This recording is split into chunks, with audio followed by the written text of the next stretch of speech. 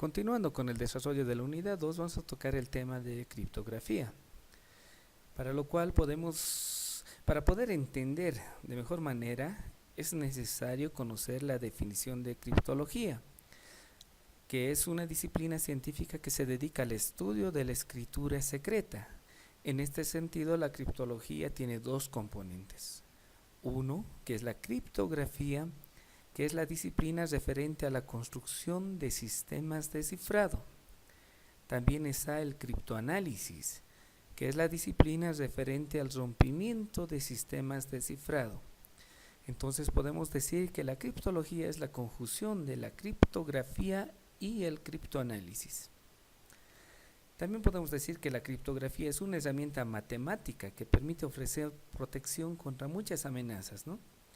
Es una necesidad ya que el desarrollo de las comunicaciones hace posible la transmisión y el almacenamiento de información confidencial que es necesario proteger o transmitirla a través de redes inseguras, como este caso el Internet, de modo que no pueda ser leída por nadie, excepto por el destinatario previsto.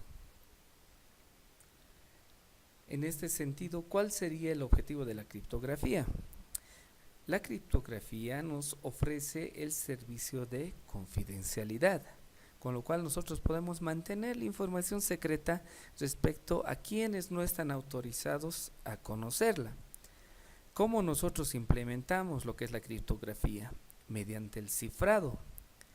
El cifrado de la información es convertir los datos en un formato no legible, para lo cual utilizamos un algoritmo de cifrado y una llave secreta.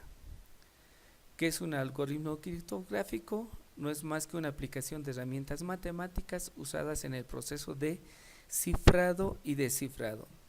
También podemos decir de otra manera que es un conjunto preescrito de instrucciones o reglas bien definidas, ordenadas, que permiten realizar una actividad mediante pasos sucesivos. En ese sentido, ¿qué sería la llave secreta? Es una variable que utiliza el algoritmo criptográfico para producir el cifrado de la información. Dentro de los tipos de cifrados tenemos lo que es el cifrado simétrico, o también conocido como de llave privada. ¿Cuál es la característica? Que maneja una llave única entre el emisor y el receptor. Es decir, que ambos extremos de la comunicación conocen de antemano la clave o contraseña porque se ha compartido previamente antes de iniciar la comunicación.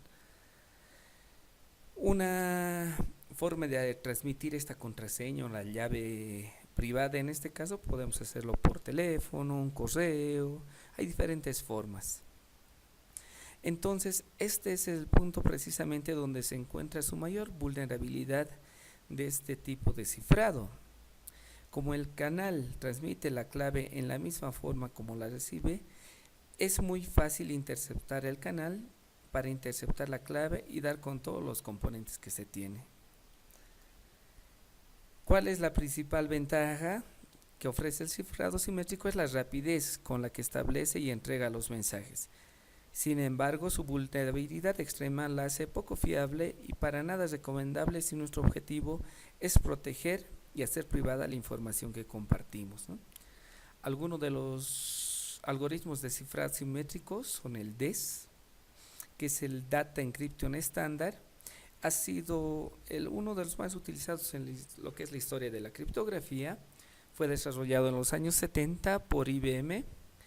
Realiza un cifrado por bloques, cada bloque es de 64 bits. Utiliza una llave secreta de 64 bits, de los cuales 56 bits son útiles y 8 son utilizados para el tema de paridad.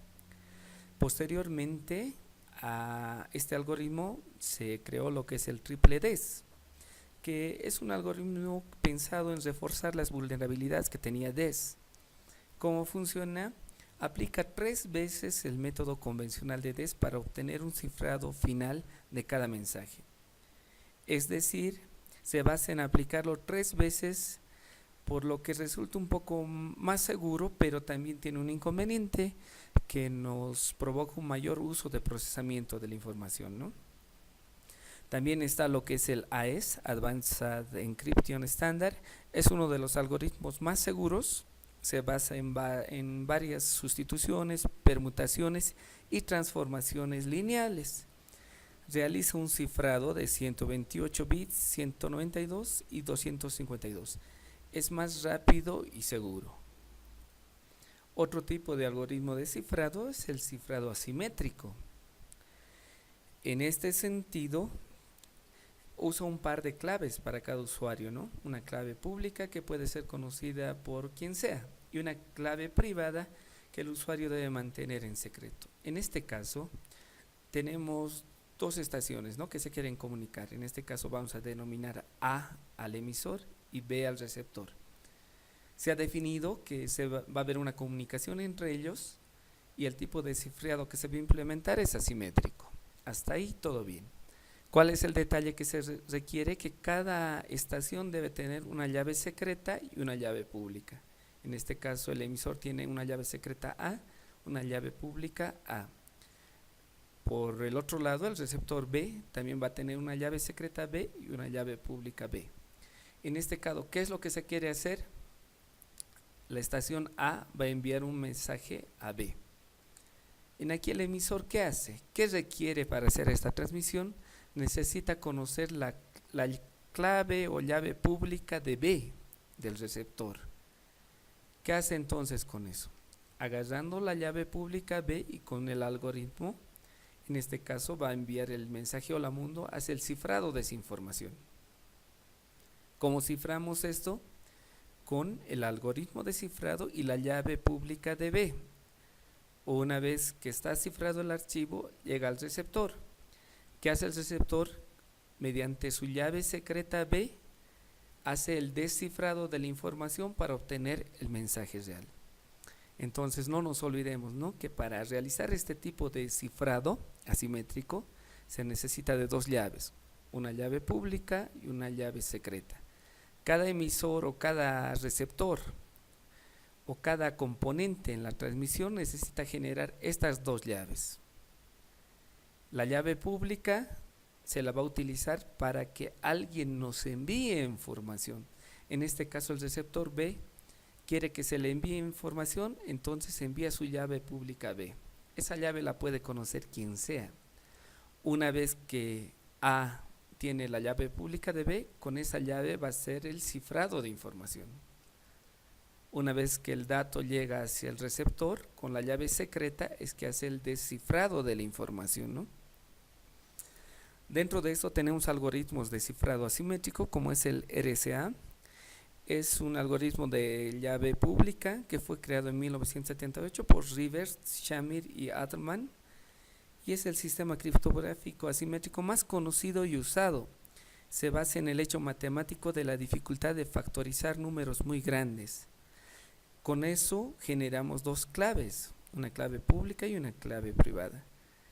Esto lo realiza en base a función de dos números primos, ¿no? También la longitud de la clave que se utiliza es de 512, 1024, 2048 y 40.096 bits. ¿Cuál es la diferencia? Si utilizamos el de 512 va a ser menos complejo. Por lo general se recomienda que mínimamente sea 1024 bits.